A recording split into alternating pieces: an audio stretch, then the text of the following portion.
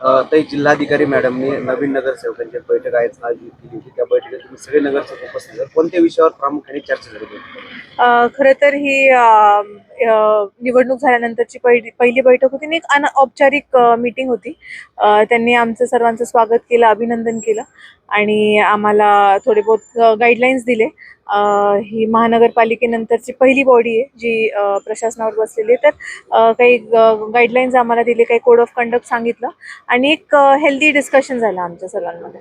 तुम्ही काय मत व्यक्त केलं त्या बैठकीत? माझं सगळ्यात प्रथम माझे एका समस्यावर मला लाईट पाडायची होती, जी पाणीचा प्रश्न. कारण की आता उन्हाळा आलेला आहे, पाण्याची अतिशय जास्त टंचाई आहे आणि पाणी असलं जरी तर त्याला डिस्ट्रीब्यूट करायची योजना नाही आहे. तर माझ्यातर्फे मी एक एक रिक्वेस्ट केली की वॉर्ड वाईज वॉटरचं जे आहे ते ऑडिट झालं पाहिजे आणि त्या संदर्भात आपण पुढे जाऊन काम करायला पाहिजे. हे सर्वप्रथम मी विषय मांडला. ते खरं तर शहरामध्ये भटक्या कुत्र्याचा एक महत्वाचा प्रश्न आहे. हो. आपल्याच वार्डामध्ये एक चिमुकलीचा जीव गेला. त्या संदर्भात काही चर्चा झाली का? त्या हो, त्या बाबतीत एक खूप डिटेलमध्ये चर्चा झाली आणि त्यासाठी वाटेल ते जे गरजेचे आहे प्रिकॉशन्स ते सगळे घेऊ. जसं जे ओपनमध्ये मीट शॉप्स आहेत तर त्याच्याबद्दल काही आपल्याला डिसिजन घ्यायला लागणार आहे.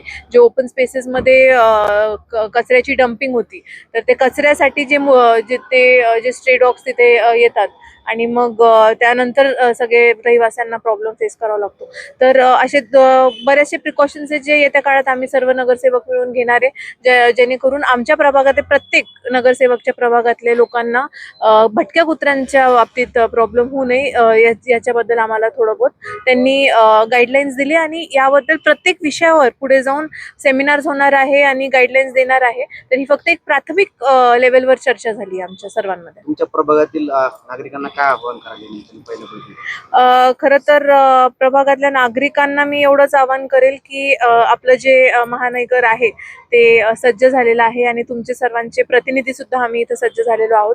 तर आमच्यासोबत जास्तीत जास्त कोऑपरेट करा, एवढंच मी एक आव्हान देईल आणि एवढं म्हणेल की जे काही पण समस्या असतील ते आमच्यापर्यंत तुम्ही जास्तीत जास्त येऊन पोचवा, आम्हाला रिपोर्टिंग करा, जेणेकरून आम्ही इमिजिएट ॲक्शन त्याच्यावर घेऊ शकेल आणि जे इंटरनल त्यांचे डेली बेसिसचे प्रॉब्लेम्स असतात, जसं कचऱ्याचा विषय असेल, आपण बोललो स्ट्रे डॉगचा विषय असेल, तर त्याबद्दल आमच्यासोबत कोऑपरेट करा की आम्ही आता ड्राईव्ह सुरू करणार आहोत. जसं कलेक्टर मॅडमच्या, आयुक्त मॅडमच्या नेटवर्क खाली की दर फ्रायडेला आम्ही एक क्लेनलीनेस ड्राईव्ह स्टार्ट करत आहोत. तर तसे बरेचसे आता आम्ही जे योजना आणणार आहे त्या योजनांमध्ये आमचं काम सोपं होईल, आमचं काम व्यवस्थितरित्या पार पडेल, यासाठी जनतेला आवाहन करेल की आमच्यासोबत कोऑपरेट करा.